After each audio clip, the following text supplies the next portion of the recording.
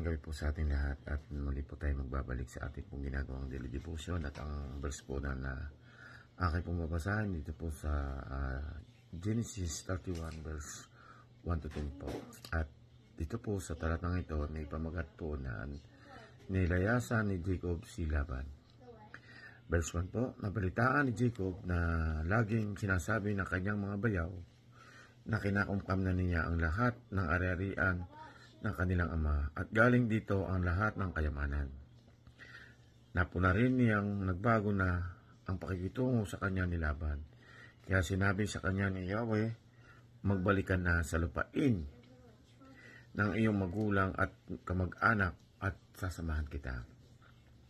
Pinasabihan na ni Jacob si Rachel at si Leah. Nagtagpuin siya sa parang na kinaroroonan ng kanyang mga kawan. Sinabi na niya, napansin kong iba na ang tingin sa akin ng iyong ama. Hindi tulad ang dati. Subalit hindi ako pinabayaan ng Diyos. Ng aking mga magulang.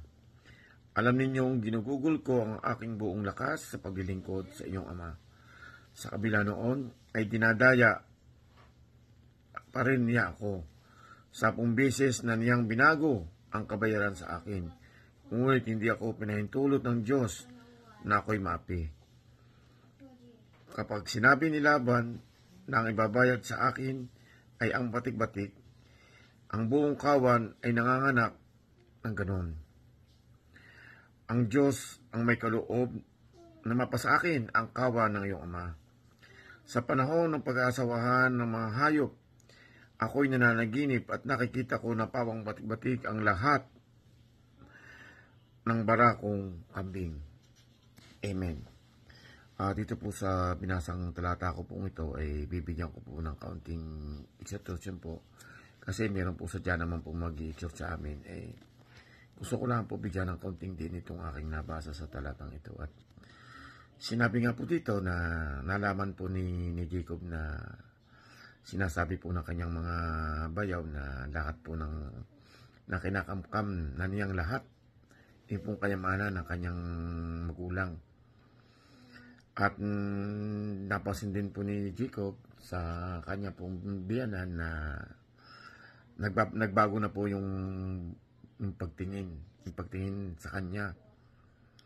At makikita po natin na sinabihan po ng Panginoon si Jacob na magbalik ka na sa lupain ng iyong mga magulang at mga kamag-anak at sasamahan kita. Yung po sinabi ng Panginoon, makikita po natin yung kabutihan po talaga ng Panginoon na kapag po tayo nasa matuwid at sumusunod po sa kanyang layunin ay hindi po tayo pinababayaan ng Panginoon. Tapat po yung mga salita po ng ating Panginoon na nakasaad po dito sa Biblia. At sinabi din po ni Jacob dito na 10 beses na niyang binabago ang kabayaran sa akin, ngunit hindi pinahintulot ng Diyos na ako'y maapi. Makikita po natin talaga dito na kahit po sa buhay ni Jacob na kung tayo po talaga ay tapat na naglilingkod sa ating Panginoon ay hindi po tayo pababayaan ng ating Panginoon. At sinabi nga dito talagang hindi po pinahintulot ng ating Panginoon na tayo maapi. At sinabi po dito sa Isaiah chapter 41 verse 10 po na sinasabi po dito na don't be afraid for I am with you. Don't be discouraged for I am your God. I will strengthen and help you. I will hold you with my victorious right hand. Kita po niya yung pangako ng Panginoon. Talaga pong maasahan po natin at makikita po rin natin po dito sa binasa ko pong verse na ito na 1 to 10 na kung gaano po yung pagmamahal ng Panginoon kapag po tayo ay tapat na naglilingkod sa Kanya.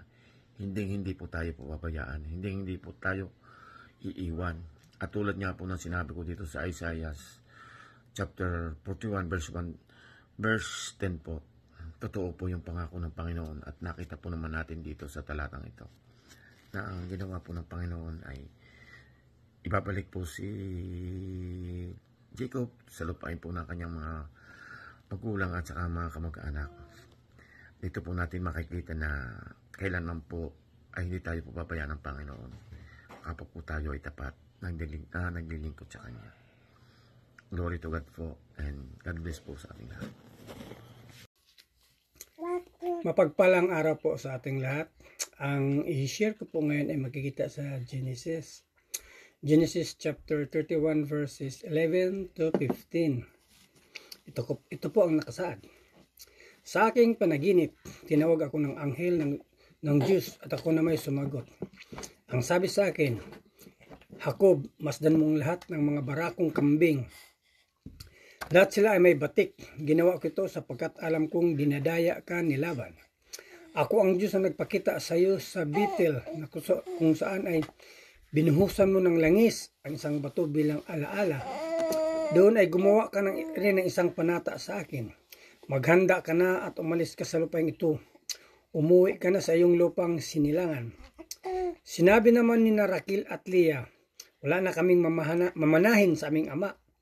Dayuhan ang turing niya sa amin, ipinagbili niya kami at nilusta ang lahat ng pinagbilhan sa amin. Yun lang po, purihin ang Diyos sa kanyang mga salita. God bless.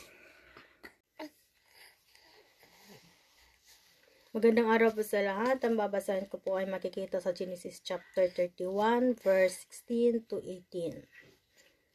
Kaya ang lahat ng kayamanang inalis ng Diyos sa aming ama ay sa amin at sa aming mga anak, gawin mo ang sinasabi sa iyo ng Diyos. Sinakay siya sa kamelyo ang kanyang mga asawa at mga anak. Dinala niya ang kanyang mga kawan at lahat ng kayamanang naipon niya sa Mesopotamia at bumalik sa Kanaan, sa lupain ng kanyang amang si Isaac. Yun lang po, purihin ng Diyos.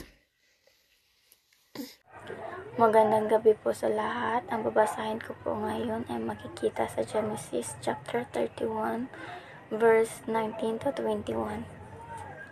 Wala noon si Laban sapagkat nagugupit ito ng balahibo ng mga tupa. Sinamantala iyon ni Raquel upang kunin ang mga Diyos-Diyosan sa tulda ng kanyang ama. Nilinlang ni Jacob si Laban na Arameo. Hindi niya ipinaalam ang kanyang pag-alis. Tinawid niya ang ilog Euphrates papunta sa bulubundukin ng Gilead. Dala ang lahat niyang ari-arian. Magandang gabi po muli sa bawat isa. Akin pong lang i-exhort ang Genesis 31 verse 1 to 21 po. Doon po makikita po natin kung gaano kabait ang Panginoon po sa atin. Sa kabila po ng kabutihan na ginagawa po natin sa kapwa natin, kahit po yung kapwa natin masama po yung ginagawa sa atin, sa kabila ng kabutihan na ginagawa po natin sa kanila na kabutihan, pero minsan yung kapalit po nun masama pa. Pero ang kita po ng Lord yung kabutihan ginagawa po natin sa kanila. Kaya napansin ko po dito sa chapter na ito na ganyong kabuti po ang Lord, na talagang dadalhin ka ng Lord kung saan magiging payapa ang buhay mo. At sinasabi din dito na pinakita rin niya sa panaginip na kung ano yung dapat na kanya. Talagang pinabalik siya kung saan nadon yung mga lupain ng kanyang magulang, nadon yung mga kamag-anak niya. Siguro nga para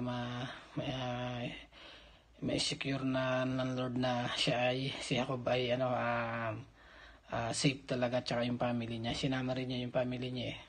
Kaya doon pala ang napakalaking tulong talaga ng Lord, lalo na pag gumagawa ka ng kabutihan talaga. Kahit na gawan ka pa ng masama, patuloy ka pa rin gumawa ng kabutihan dahil hindi ka pababayaan ng Lord sa kabila ng mga nangyayaring yun sa ating buhay na lang, kahit sa ating buhay na lang. Kaya sobrang salamat at tayo ay sa ganitong gawain nakakapagpatuloy, natututo tayo. Nabubuksan ng puso't isip natin na dapat pala gano'n ang ating gawin sa kabila ng mga nangyayaring negative sa buhay natin. Ayun po, at salamat po ulit sa bawat isa at muli po magandang gabi po muli.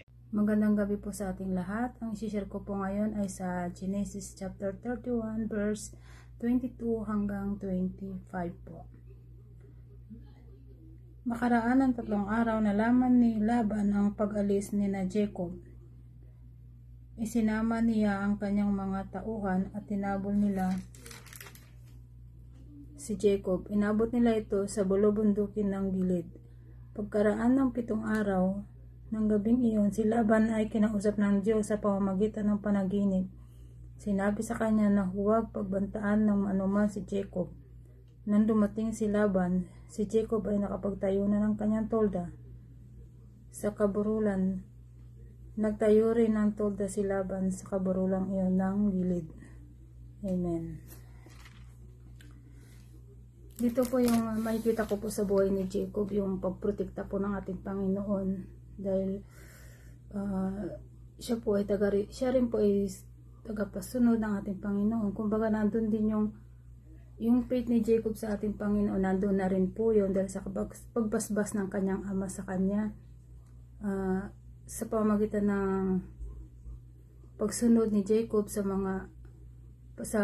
pagtitiwala niya sa ating Panginoon, pinoprotektahan din po siya ng ating Panginoon sa mga panganib na pwede mangyari sa kanya.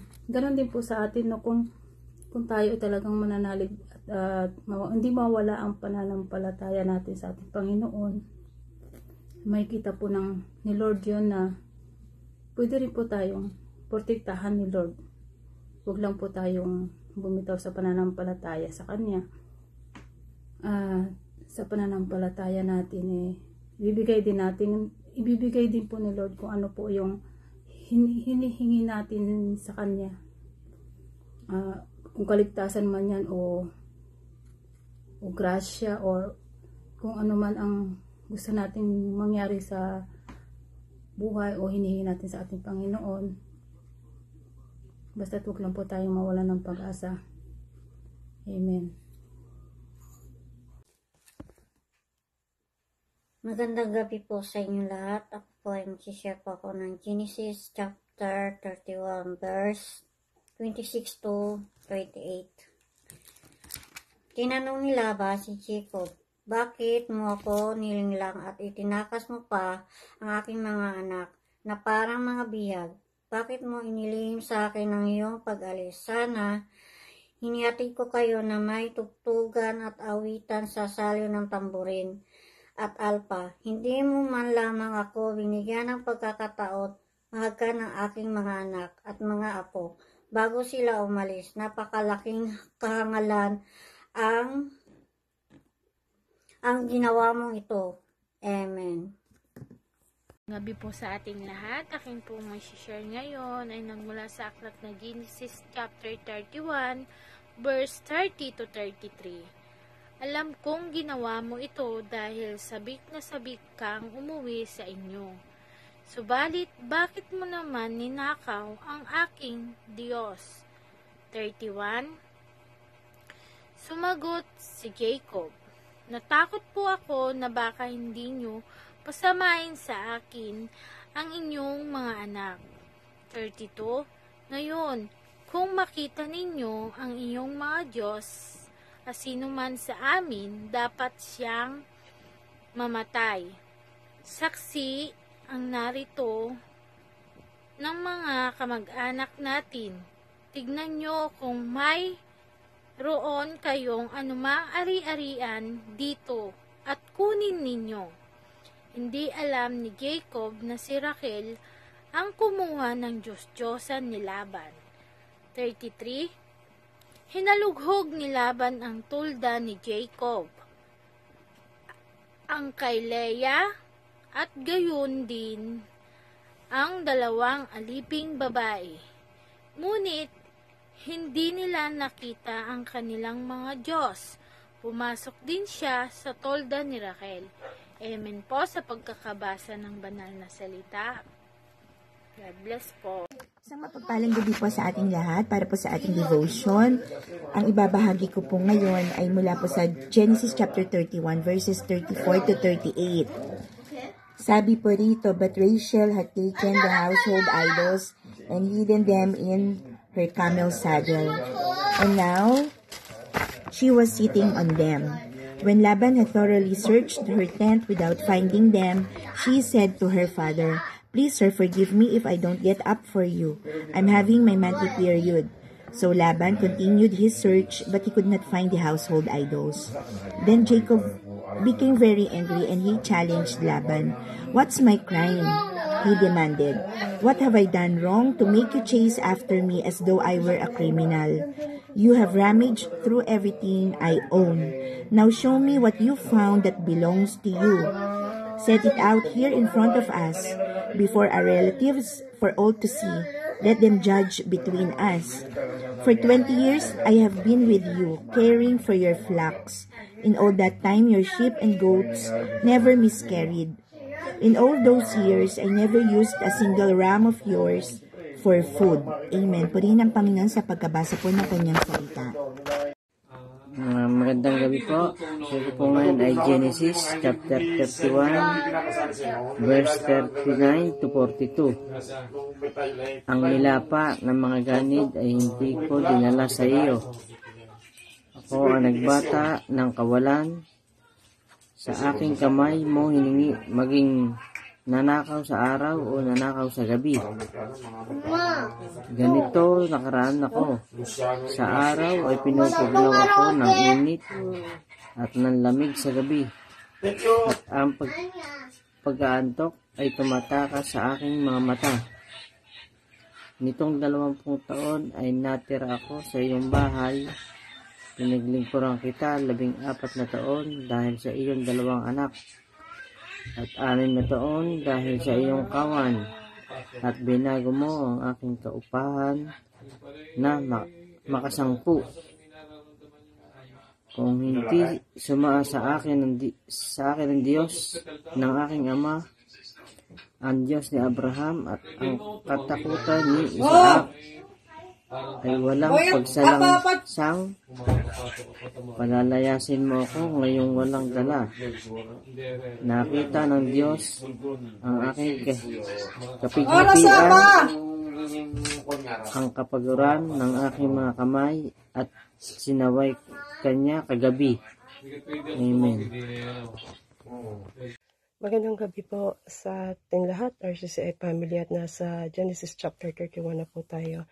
Dito po sinabi na nilayasin ni Jacob si Laban.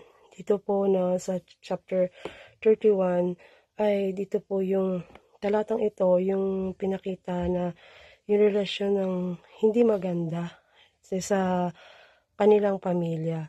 Pero may papakita rin po rito sa chapter na ito yung kahalagahan ng pagsunod natin sa ating Panginoon. At alam niyo po, ang Diyos ay may control sa lahat ng mga nangyayari sa mga tao. Katulad nito, dito sa Genesis chapter 31 verse 1 to 21, na dito nag-command ang Panginoon kay Jacob na lisanin niya na itong lugar na ito. No po, na maari sapat na sa ating Panginoon yung paghihirap na pagbayaran na ni Jacob sa kanyang paglilingkod doon sa kanyang tiyuhin. Yung kanyang mga naging circumstances nga po doon sa nakaraan, no, na verse na dahil ito sa kanyang pagsuway, bunga po ito ng yung paghihirap ni Jacob dito. Bakit niya dinanas to? Dahil po sumuway sila doon, gumawa din sila ng pandaraya ng kanilang ina. Kaya nga po, gumawa tayo ng mabuti at masama. Lahat po itong ng bagay nito ay may kalakip na kung gumawa ka ng mabuti rin ang bubunga sa'yo. No? Kung anong ibig sabihin, kung anong iyong tinanim, yun din ang iyong aanihin. No? Kaya dito, dinanas niya itong mga paghihirap, yung paglilingkod niya ng ilang taon, 20 years halos siya naglingkod dito sa kanyang tsuhin, ay napagbayaran niya na yung kanya, siguro yung kanyang mga nakaraan na pandaraya, no? At dito rin po natin nakita ang ating Panginoon sa gitna ng kapangitan na sitwasyon na minsan iniisip natin bakit nangyayari ito. Kung hindi natin naunawaan ang plano ng ating Panginoon sa buhay natin, maaari pangit itong sitwasyon sa buhay natin. Pero tandaan natin na anumang nangyayari sa sitwasyon natin, paminsan siguro masakit kung hindi natin kilala ang ating Panginoon na bakit sa masasamang sitwasyon o bakit niya pinapayagan ng masama sa buhay ng isang tao, ay ito yung kaparaanan niya. Hindi natin ganun maunawaan, no? Maintindihan bakit pinapayagan ng ating Panginoon yon. Pero ang nais kasi rito nung ating Panginoon ay madakila siya. Sa higit sa lahat, sa mga nangyayari sa buhay ng tao, kung i-apply natin to sa buhay natin, bakit tayo dumadanas ng kahirapan, bakit tayo dumadanas ng pagsubok, nais ng ating Panginoon na madakila natin siya, no? Na siya higit sa sa hirap ng buhay natin, nandoon siya namamagitan at siya ang may kontrol ng buhay natin.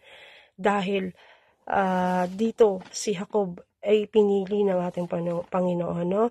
Subalit kung hindi natin mauunawaan, to nasa atin pa rin to, nasa buhay pa rin to. Kung tutusin to ni Jacob sa paghihirap niya, pwedeng hindi niya sundin ang Panginoon pero andun pa rin yung nandun siya kasama siya sa pinili siya ng Panginoon, no? Na may magandang plano nga Panginoon sa kanya, kaya nilakaran niya ito. Itong dalawang ito naman, kung bakit nasabi na bakit pinapayagan ng Diyos yung mga masasamang gawa para madakila ang kanyang pangalan, no? Dahil dito sa dalawang mag-asawa na ito, nalingid kay Jacob na mabuti, no, na pagbayaran niya, na mabuti yung kanyang, maganda man ang kanyang, maganda yung kanyang, naging mabuti siya. Itong dalawang ito sa kabila ng lahat, itong dalawang naging asawa niya kasambuatan dahil ninakaw nila yung Diyos-Diyosan ng kanilang ama, at ito yung naging dahilan kung bakit nagalit sa kanya at hinahabol sila ni Laban, no? At dito po sa verse 22 naman, dito sa sinabing hinabol ni Laban si Jacob, kung matatanda natin sa chapter 20 sa buhay ni Abraham at ni Sarah, dun sa kanilang pagsisinungaling, di pa ba na si Abimelech ay nagpakita sa panaginip ni Abimelech, nagpakita ang ating Panginoon kay Abimelech upang mabigyan na mabala, no, na hindi niya magalaw si Sarah noon.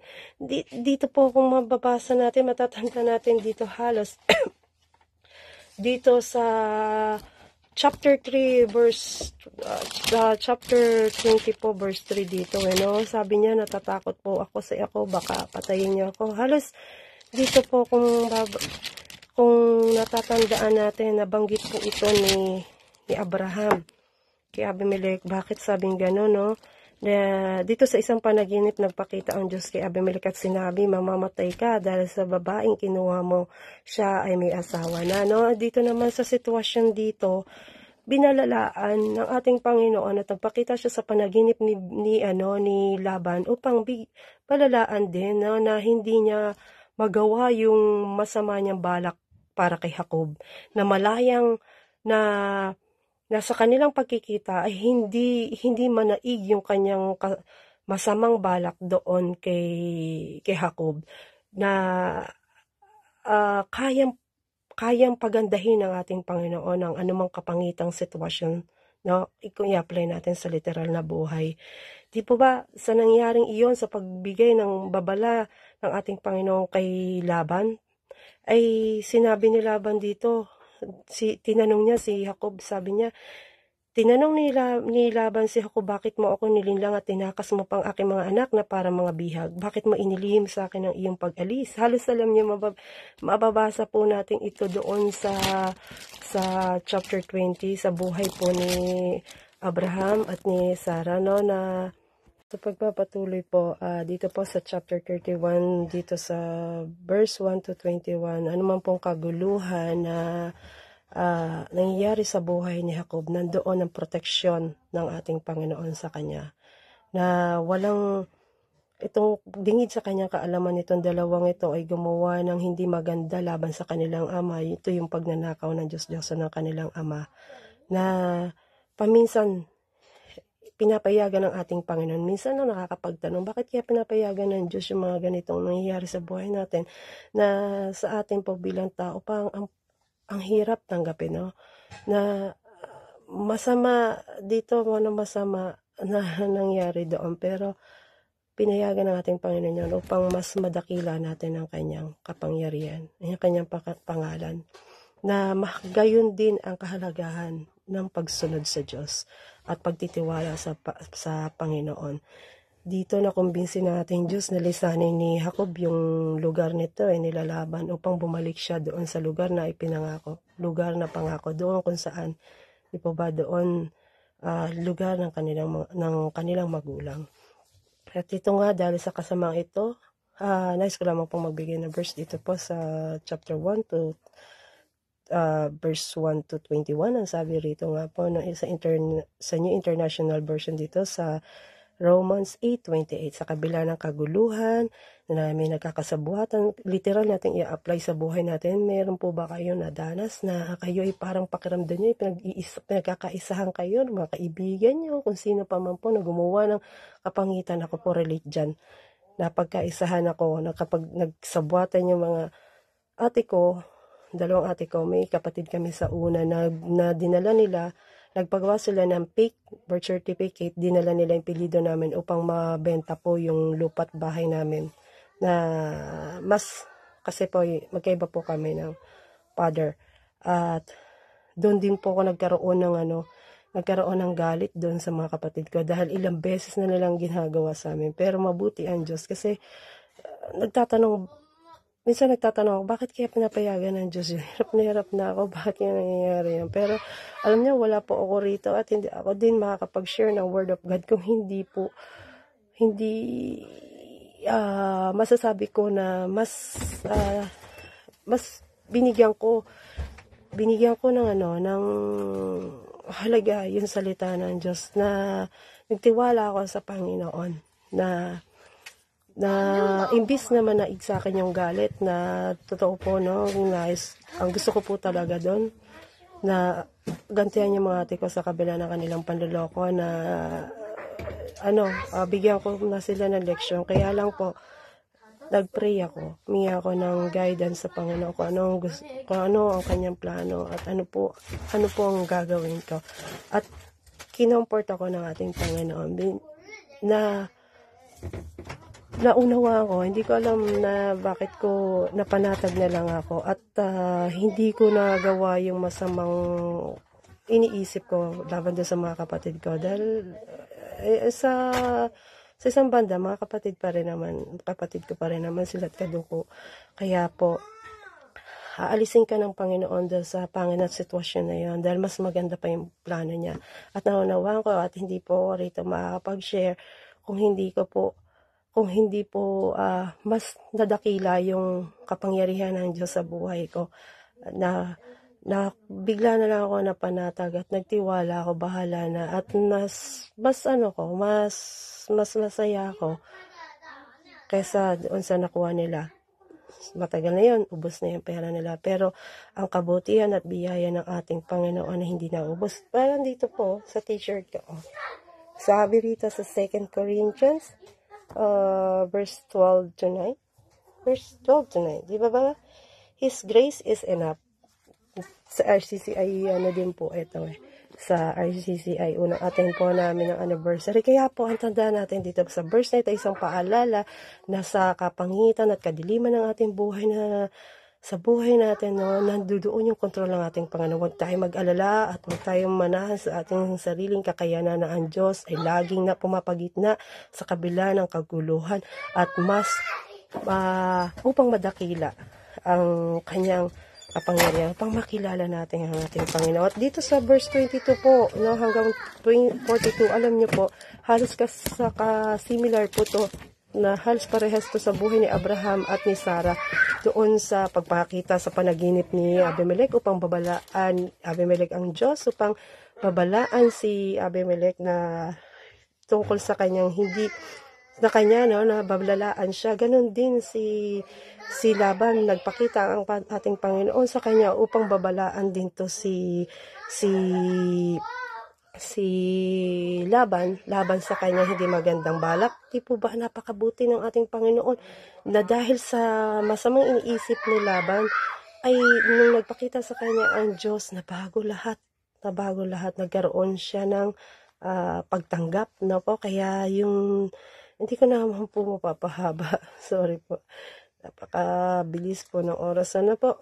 Subalit ang nais lamang iparating ng ating Panginoon na lahat anuman nangyayari sa buhay natin, ang Diyos ang may kontrol ng lahat. Dahil alam niya na ikaw na pinili niya, may purpose siya sa buhay mo. Kaya magpatuloy ka lang, kapatid. Dahil ang ating Panginoon ay lagi kanyang sasabahan. Diba sabi nga doon sa Isaiah 41:10 na do not fear, for I am with you. Do not be dismayed, for I am your God. I will strengthen you, I will help you with my righteous right hand. I'm sorry po na sa mga bata. Thank you po, and God bless you all. Genesis chapter 31 verse 43, 44, 45.